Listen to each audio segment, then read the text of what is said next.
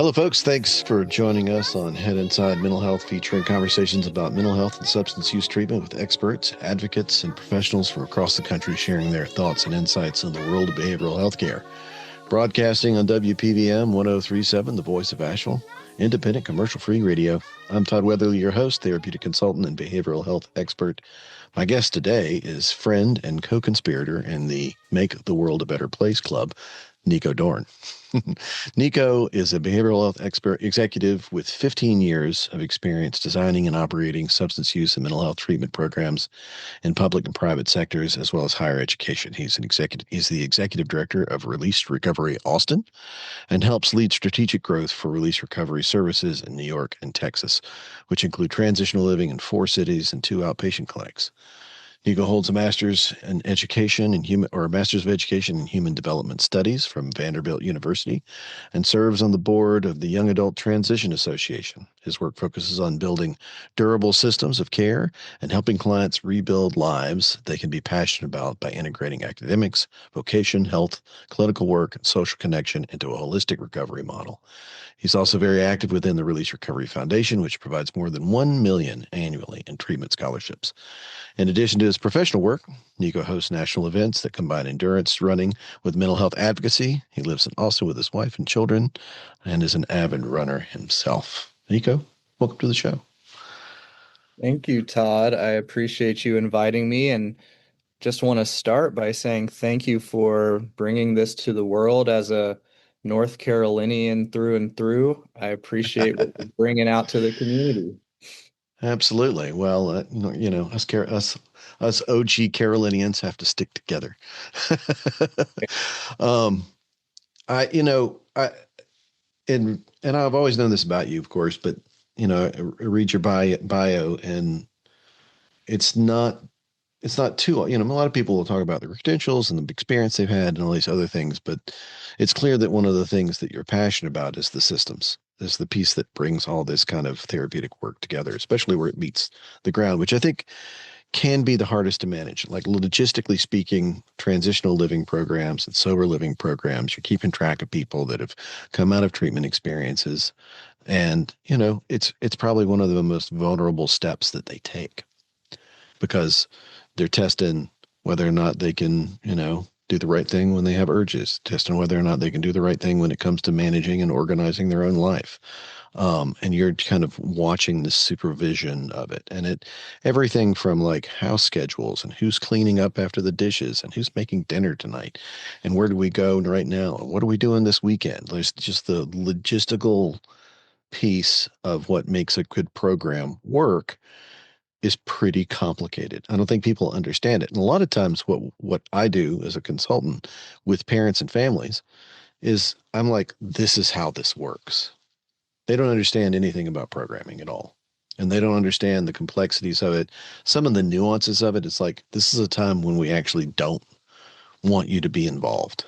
We want this person to flounder a bit or to fail a little or to kind of experience you not being the safety net in this situation. And just the nuance of it in general can be pretty complicated, and it's a sophisticated thing. What I want to ask is, if you had, let's pretend you've got somebody in front of you, and you probably have this all the time, but somebody doesn't know anything about how to operate that kind of world. And they're like, how does this work? And they gave you that question. What, in short order, would you say to them to make them understand?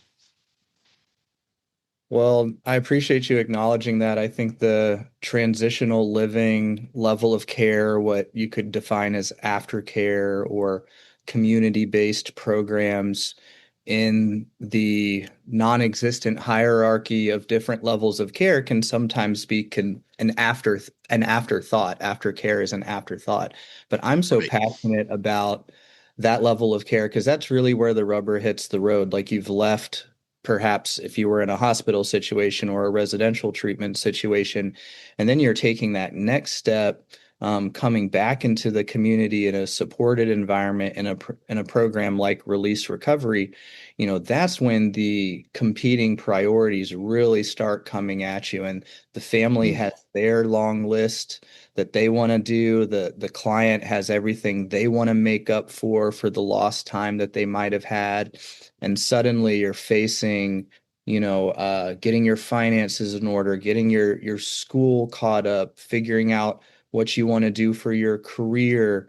Meanwhile, learning how to live and making friends. And so, I think that it's a really important level of care, but you have to be so thoughtful about how you integrate all those different parts. And what you do is so vital because, like you said, people, they're overwhelmed just in general with where they are in life. Like they've gone through some kind of mental health or substance use crisis and they're taking all of that in and at the end of the day, like we're just barely learning how to live. So having really good communication on the front end and setting up expectations for what's realistic in a transitional program is so vital to success and getting everyone on the same page. And so we like to be really collaborative about that. Like I definitely, my goal is regardless of what recovery looks like, by the time someone leaves our program,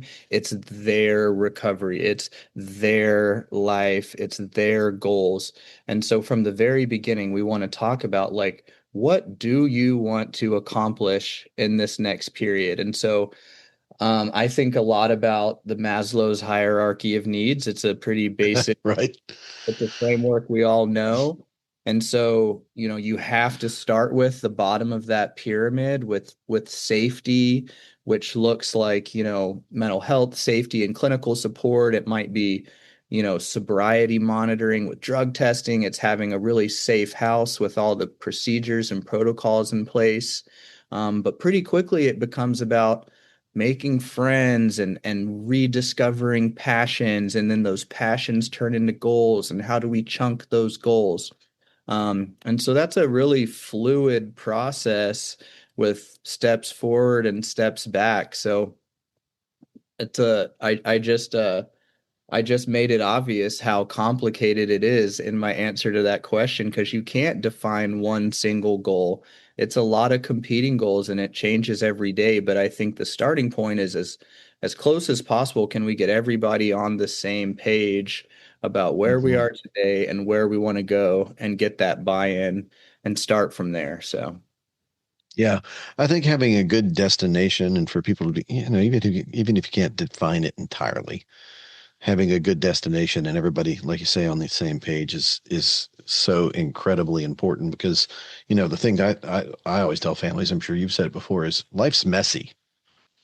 We want to get it some bumpers, you know what I mean, for this process. But life's messy, people don't do everything right and they make mistakes and they have to figure things out and learning process, the learning curve at that stage of care is high. And, I think part of the reason why the world forgets about it, like you say, is because insurance doesn't cover it.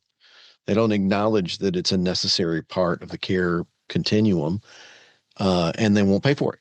They won't pay for the housing piece of it. You can charge or bill for the PHP IOP clinical side of things, but this housing component and the coaching and the organization and the supervision and all the stuff that goes into that, it's as important, if not, and sometimes more so important than the clinical care model, because that clinical care model is relying on the supported living. Like, what did he do last night? How was it? He came after a hard session. Did he seem? Did he eat? Did he go with the guys to the gym? Has he been isolating in his room? Like that information where the rubber meets the road, where real life is actually happening, pouring itself into a clinical team gives them the information that makes them effective. And it's like, you, any good you can't skip that part. And I think that people don't understand that when you're talking to families, and sometimes I'm sure you get families that are kind of on the fence, right? They're like, well, do we need this level of care? And can you just come home or can you just do whatever this is? What do you say to them when there's doubt or they're questioning whether or not that this is a step that needs to be taken? Yeah, that's a great question. I mean, it can be hard because I really don't like scare tactics. I like to come Right. Hmm. alongside people. And what we have to balance in transitional living or in an aftercare environment is like over here, you've got a return to the crisis, like a relapse, a mental health emergency, like that's a real possibility when you're at that stage. And then over here, we're holding, 4.0 in college and find your career. And like we're trying to bridge all of that in the same environment. And a lot of times families, when they're thinking about transitional living, they have kind of the rose-colored glasses of like, things are going great right now. Like we just kind of need to keep going the Sounded direction. great, looks great. Yeah. Yeah, this is the best he's done in 2 years or whatever. And so I like to kind of just paint a picture of how many things go into a day and let that family think about how many of those have historically been a challenge, literally from waking up in the morning. Like, what's your history with getting yourself up in the morning and getting yourself somewhere on time? What about refilling the medication, making sure you take that medication every day, getting the homework done that you need to get done? Oh, yeah, maybe a little bit of therapy. Oh, yeah, maybe hit the gym. And so by the time you've painted that picture of like, we're going to help them learn how to cook, we're going to help them learn how to shop. We are going to maybe do some assessments and figure out like what their vocational strengths are, what some career stuff. And as you kind of list these things off and help paint a picture of like, wow, there's so much value here if we utilize this program the way it's designed 24/7. Basically, we've designed it around helping the client and the family build skills, and it's an investment that can guide you for the rest of your life because you're not, a lot of times people are like, well, we're just trying to separate ourselves from the most recent crisis. And really, Hmm. like, I want people to understand, like mental health care wherever you are on the spectrum of issues that you faced, it's a lifelong thing. And I, at 15 years into my own career and process, like I need to know how to navigate, like when is it time to seek out a little more therapy, or when have I let some of my healthy daily habits or whatever kind of slip? Like I'm still in that process at this point. So I want families to have a mindset and clients to have a mindset like this is not something you complete and then go back to life.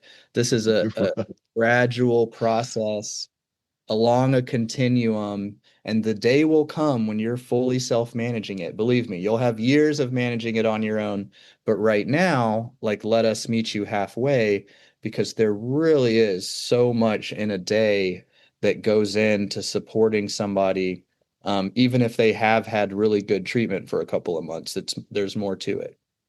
Well, I think it can be a hard concept to land with a person who's in your care or their family that recovery is a lifelong journey.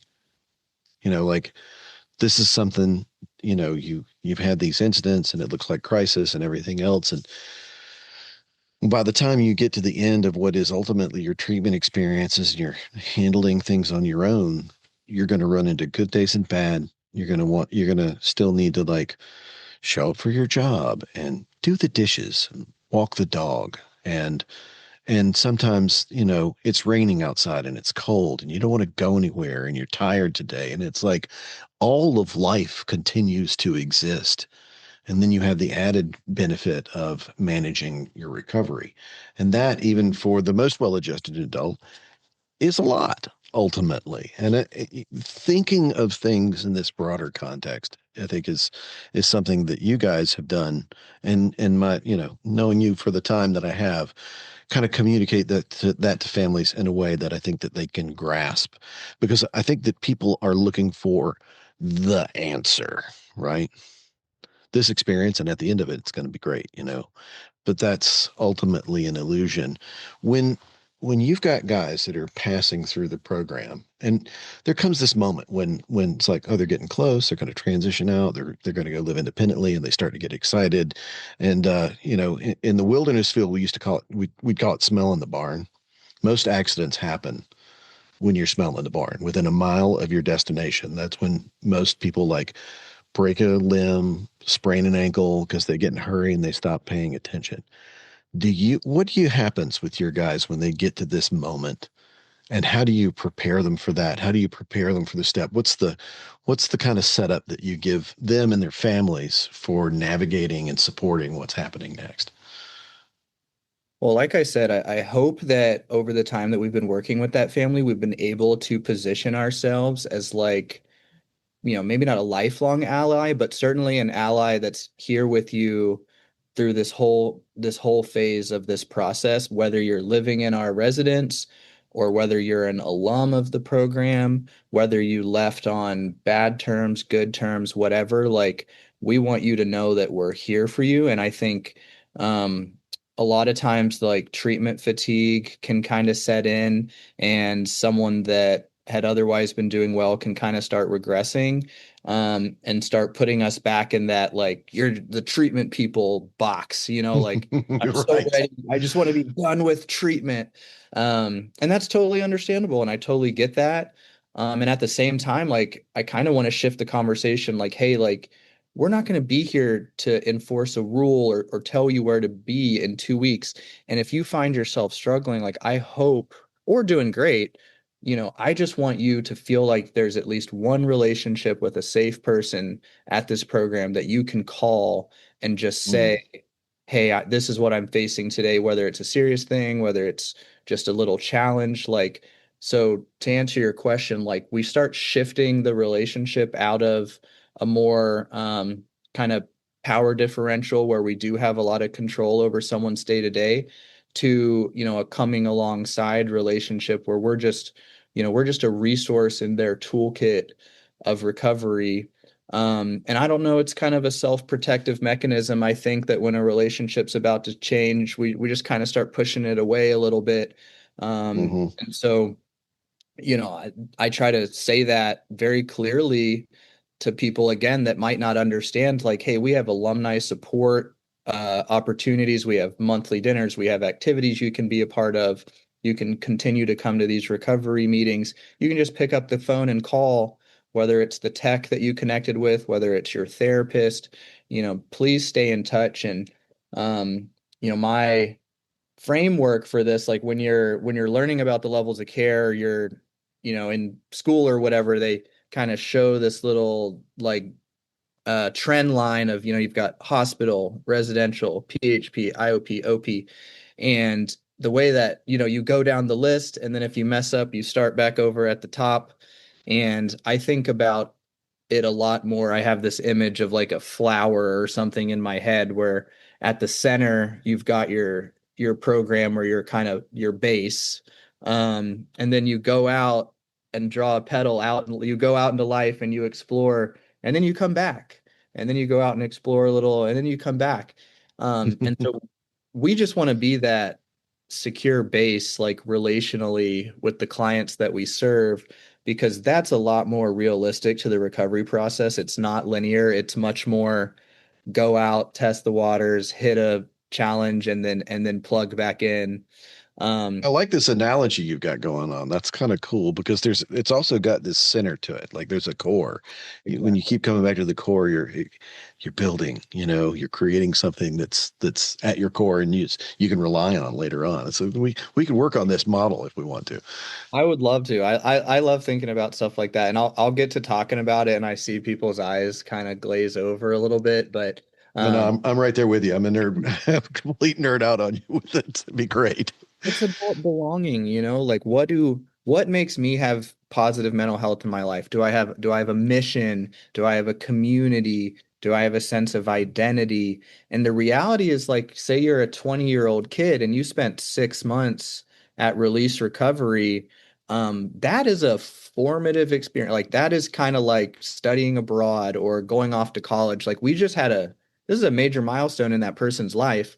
And if you think about had it like let's just say you had gone and studied abroad for the rest of your life, you're like taking stuff from that, like, oh, I overcame my fear and I learned a language or I went to a new country. Like ideally I want going to treatment to be like that. Like it's this cool thing that you can pull back on within your identity, the relationships, the memories, and that it kind of feeds you in an ongoing way and is a, just a positive kind of touchstone. And so when we start feeling shaky, we can go, I did that, or I can lean back on that, or I can tap back into that. Like that's the way that I hope that people leave the program, is feeling like they can still do that. Yeah, the kind of salient piece that you're talking about, which is, no mystery here, it's connection. You're helping people build, more importantly, sustain connection. It's like this is what real connection looks like. These are ones we hope that you maintain some with us, sustain a connection to this program, and then through that you're giving them a model for what connection actually looks like. Because I think that for people who are struggling with their recovery at times, a lot of their relationship have their connections have been shattered, or the connections were never very strong, or they were transactional in nature, or these other things. They don't have a really good model for what connection looks like. And so any good program really just kind of helps people build the connection. But the other thing that you're doing there, because some of these connections need healing, connected to mom and dad, or, siblings and other family members, like those connections, they're not going away. They are what they are, but they need, this person changes, or they make adaptations to their life. And then all of a sudden, the equation that exists between them and their family members, that equation has to start changing as well. Mom and dad take on new roles. What is it that you do when you're working with the family about, like, specifically the family about what does this process look like? And how are we going to experience change as a result of it? It can be a difficult message, and it can be complicated to share with families. What is it that you do in your program to help families kind of get on board with it and get on the journey as well? Yeah, and I mean this can get opinionated relatively quickly, the role of family and Right? their impact on clients, and the different types of parents that we deal with. I mean, I think that it's fair to say that it's pretty common that we have parents that are not ready for the developmental next step of letting their kids kind of launch an Be individual, adults. and Right. they're afraid of that. And so, there's our best case scenario, and then there's like what we face a lot of. And so what we face a lot of is parents that say that they're eager for information, but really they're kind of eager for control.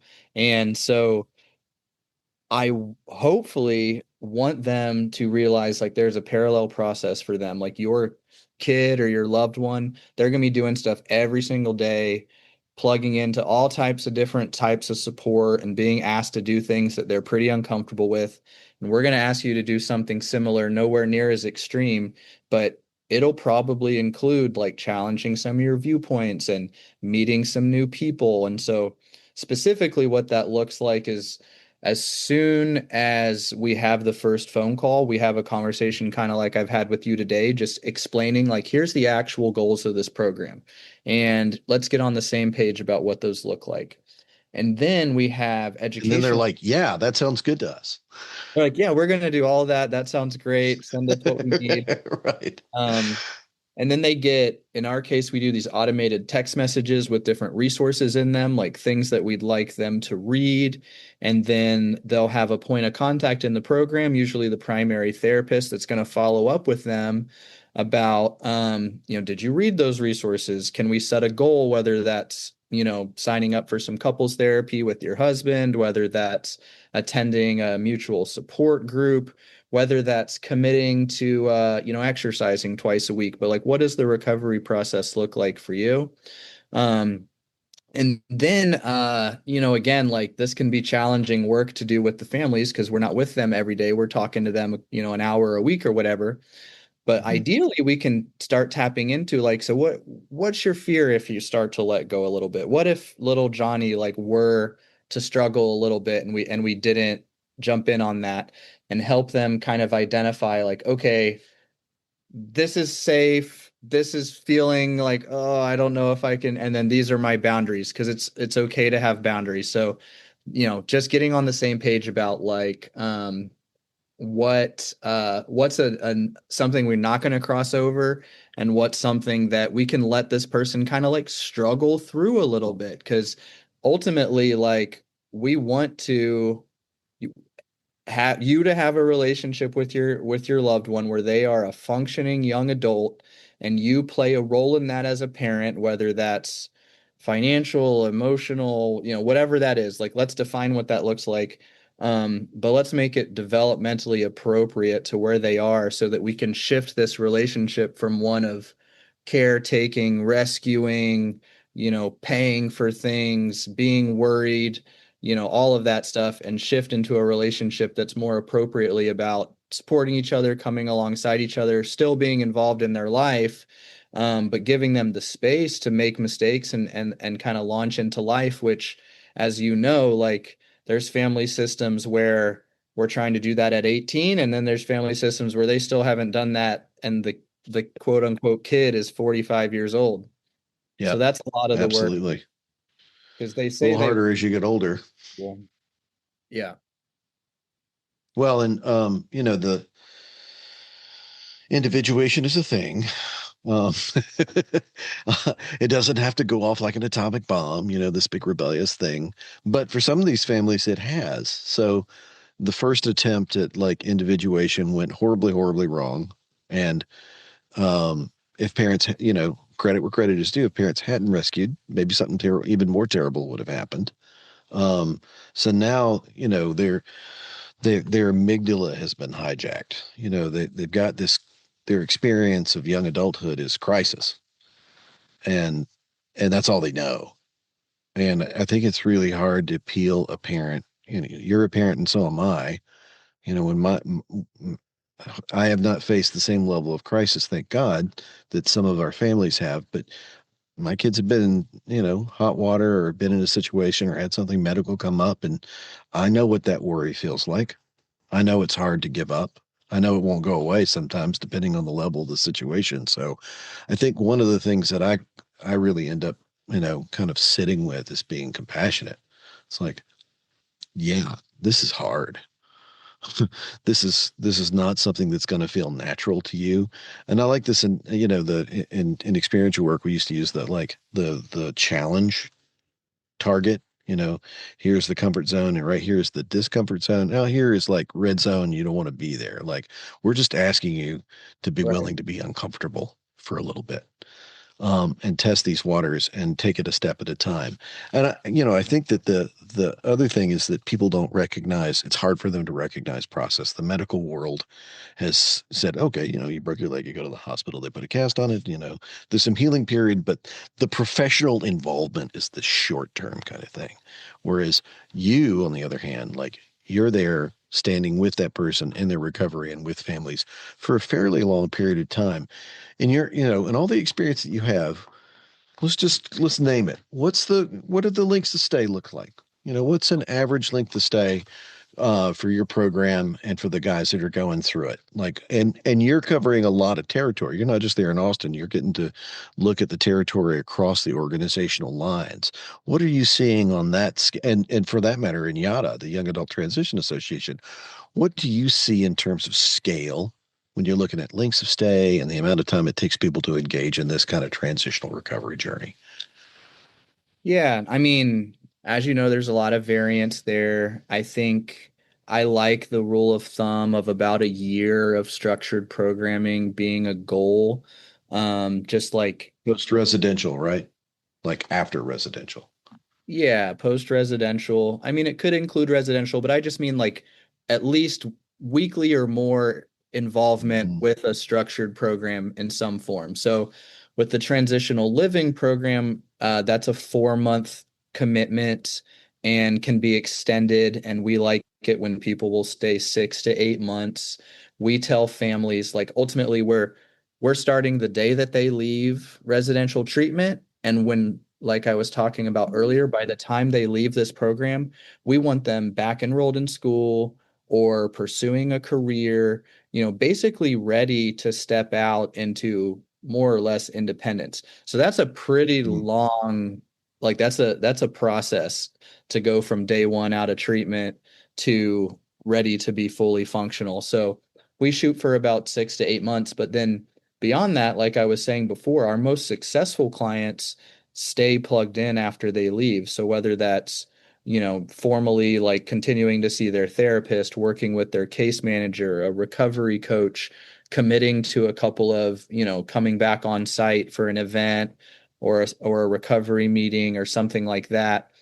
So kind of titrating down as time Hmm. goes by. But again, like losing this mindset of I'm gonna finish.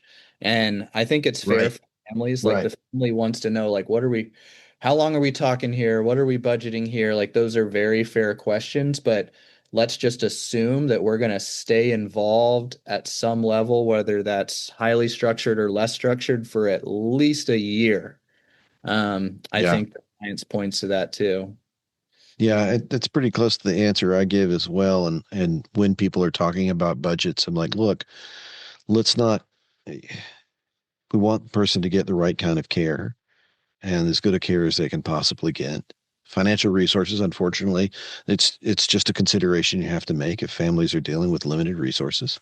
That Mhm. that's a problem you have to face. It's like, but don't do the mistake that many families will make, which is to like, oh, we're just gonna, spend everything we got on 30, 45 days worth of care and then make it up as we go along. It's like you've got to budget for this year of care. Yeah. Because if you don't do that, you're gonna wind up back where you started, most likely, because that's the outcome for people. Um, Speaking of outcomes, when you and when we say things like average length of stay, ALOS, if we use the acronyms and things like that, we're pointing at a net or not average length of stay, but a successful length of stay. It's like we like for them to be involved for about a year. That's for a person who does the best. What are the outcomes that you see from your guys that put in the time, follow the path, and then make this successful jump to recovery? And I tell people all the time, find the right thing to do, do it for long enough. For the guys that are doing it long enough, what are you seeing outcomes wise on the other side? Yeah, and this is I think where substance use and behavioral health definitely has some work to do just Getting the nationwide, numbers. Yeah. getting better outcomes and defining outcomes. So we do formalized outcomes follow-ups, which can be pretty challenging because ultimately you're trying to reach clients after they leave, which gets increasingly hard. So we have some data-driven outcomes, but I'll just speak anecdotally, which is there's a relatively small percentage of clients that are problem free. Like they come into the program, they do great, very limited bumps in the road, and then they leave and continue to do well. Let's just loosely call that like 25%. I'd say the middle 50% are going to have some bump in the road, whether that's, a short relapse while they're in the program, some kind of regression, or maybe they leave the program and then have a slip and then need to kind of like increase the support. So historically, I've worked with young adults. So now that I've been running the program for about 9 years, we've got some longitudinal anecdotal data of some of these clients we've Hmm. dealt with. And more often than not, I see them really reduce the return to a crisis situation. Like it's pretty rare that someone regresses all the way back to where they were before the process Yeah. started. Bumps Uh, aren't crises. They yeah, don't fall all the way down into the hole, right? they have all these protective factors. So, like, okay, let's just say Johnny moved out 3 months ago and he had a relapse. Well, the friend group is going to be aware and jump in, or the family gives us a call and we're able to intervene. And that really does matter. Like early intervention matters. Hmm. So to me, like that's quite successful. If somebody has done out of the last 2 years of their life, they used for 3 weeks of it, and maybe missed class a couple of times, but then we plugged them back in. That's kind of a common scenario with a lot of the clients we deal with. Like they're not home free, but they're in a much safer, more supported place than they were before, and we can catch things before they get worse. Right. And in that last 25%, just again, anecdotally throwing out these percentages, are people that are, just for whatever reason, like they're not a fit for the program. They need a higher level of care. They're just really vehemently opposed to making changes. And, they maybe have to go back to another treatment center, or maybe they just return to use entirely for a little bit longer. Like that happens too. They had So to go out and do a little more research, right? exactly, yeah. I hate that, but it happens. Yeah. I think that those numbers sound pretty right on in terms of what I've seen and experienced on my end of the world as well. But if we're defining some of these elements of what make a really good program, you know, flexibility, levels of buffer that they can feed in or draw back as the person's need changes as they go through their recovery journey. It's not one size fits all. We've got to be flexible enough to address people at their need, and sometimes their needs are specific, and so being able to specialize a person's care.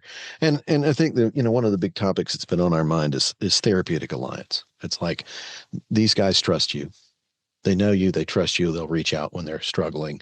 That's probably it's one of the biggest things that will save a person from a crisis, in my view. Like that's something that you guys kind of center on, and something I appreciate about you specifically in the programs that you're running, is that these guys really know each other and care about each other. That's an element that you can't necessarily create. It's kind of going to be inside the people that you bring into your organization. So, being able to stand on the definition of recovery that also involves being real human beings is an important piece.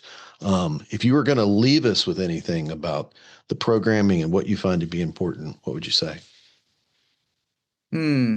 Well, I really like that you brought that up. I mean, it's a little bit hard to quantify, but at the end of the day, like my job and what the program's job is to bring together these complex human experiences of belonging and connection and trauma and struggle, and help them meet reliable systems that support care. So the clinic and it's how it's structured, the food and how it's provided, like there's so much that goes into here's the human and everything they're going to, and here's the systems um, that we use to support it. So that's why we throw so many things at a person, is we don't know what's going to work for them. But if we address academics, social belonging. We have, runs, and I have both staff members and clients that I go on runs with because they just recently decided like this is a cool thing and I want to get, and I can show them, you know, you can get so involved with this from a recovery standpoint if you want. There's as far as you want to go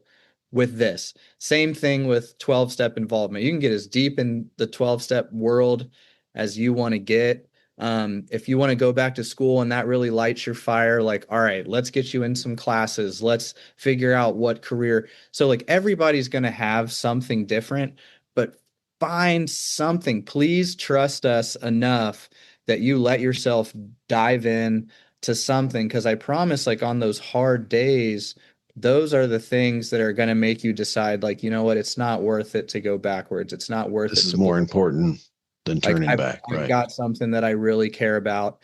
It can be your relationship with your therapist that is that thing. It can be not wanting to get a B on your paper. Like we're truly all different, but it needs to be something. So that's the hard work we try to do, is helping someone figure out like what is that thing that's going to mean it for you. And so we've designed a culture and have a lot of things in place that our staff can bring that type of vibe to the work and make it not feel transactional and not feel, you know, clinical for lack of a better word, and Right. make it about that connection. Um so yeah, it's a little bit vague and esoteric, but like that's the recovery process. Like it can't be perfectly defined and it's not Well, linear, but it's hard to quantify vibe, you know. about the vibes, man.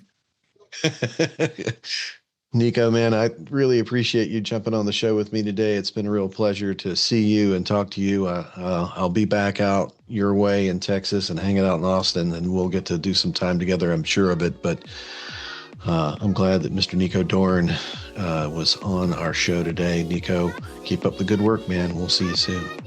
Thanks, Todd. I doubt I'll convince you to come run the Austin Marathon with us, but I'll watch. I'll be a supporter, I promise. Thank you. We'll see you soon.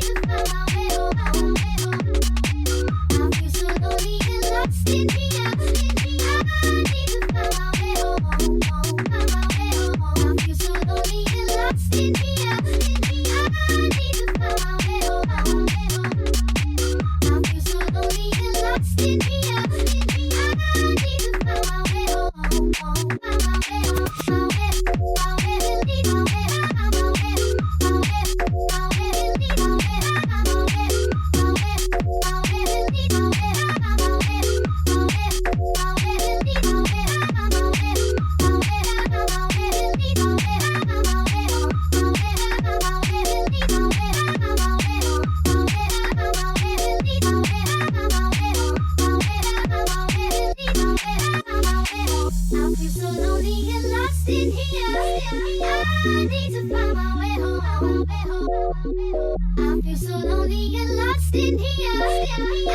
need to find my way home.